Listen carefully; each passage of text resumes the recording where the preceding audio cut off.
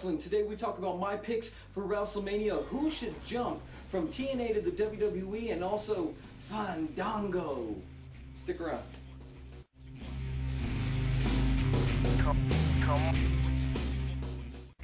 Hello, welcome to Live for Wrestling. I'm your host, the Fans Addiction, Lonnie Valdez, and we're going to start things off with a little BA Awesome Sauce talking about Wrestlemania.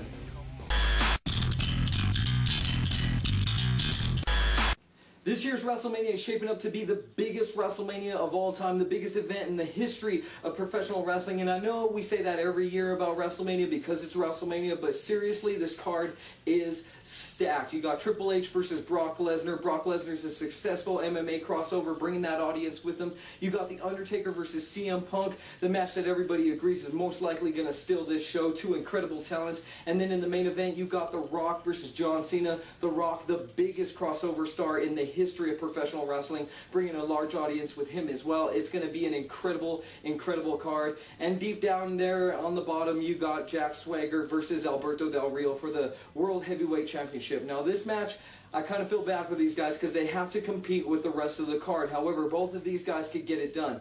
Now, WWE went on record and said that the main reason they're promoting this storyline is because they want to appeal to their Latin fan base, which makes up a significant percentage of their fan base. And with that in mind, I'm saying that Alberto Del Rio is going to win this match. I mean, why would you set up a match between a character like Jack Swagger and a character like Alberto Del Rio? If you're trying to appeal to that Latin fan base, why would you have the Latin superstar lose? So in my opinion, Alberto Del Rio should win this match. Then you go on to Brock Lesnar versus Triple H. Now, Brock Lesnar won the first meeting between these two back at SummerSlam, so it just makes sense that Triple H would get that win back, especially because he's fighting for his family's honor and whatnot, and the whole storyline that's going on with that.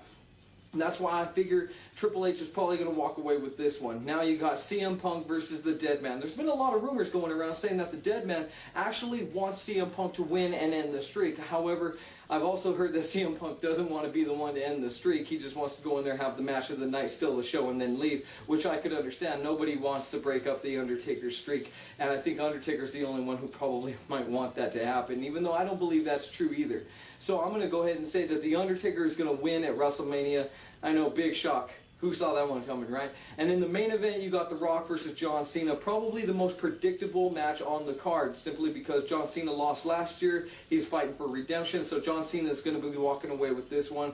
The Rock's going to stick around. He's not going anywhere. He has plenty of time for opportunity and redemption himself. So this match is going to be a lot better than the one they had last year. I thought the match that John Cena and The Rock had last year was very good. However, this match is going to pretty much take the cake. And now it's time for I Don't Get It. Fandango. I don't get it. I don't get it. I don't understand what this is. That's Johnny Curtis, right?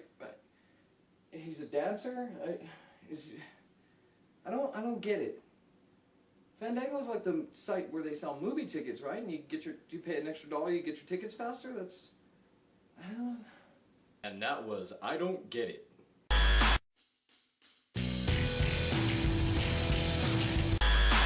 Now, when you ask the question, who should jump from TNA to the WWE or vice versa, what you got to look at is who has seen success and who can reach greater levels of success in another company. Now, for me, when you look at the TNA roster and you ask yourself who can succeed bigger and better in the big bad WWE, to me that says one name and one name only, and that is Samoa Joe. Samoa Joe is a beast, a monster, and the reason why I pick him to jump from TNA to the WWE, now I'm not saying he's going to, I'm saying that he should. And the reason he should is because there's nothing left for him to do in TNA. He's main evented the company, he's been the World Heavyweight Champion, the Television Champion, the X Division Champion, as well as the Tag Team Champion. The guy's simply done it all. He needs a bigger stage, and there is no bigger stage than the one in the WWE.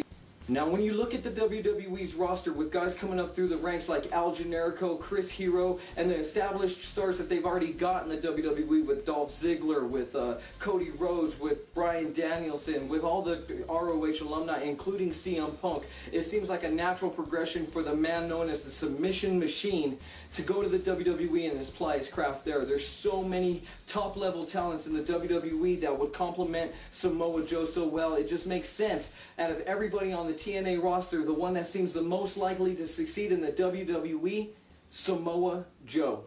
I don't get it. Wait, I'm not supposed to get it. Is that it? I'm not supposed. It's supposed to go over my head. The whole gimmick is that I don't get it. That's the whole. He still doesn't get it.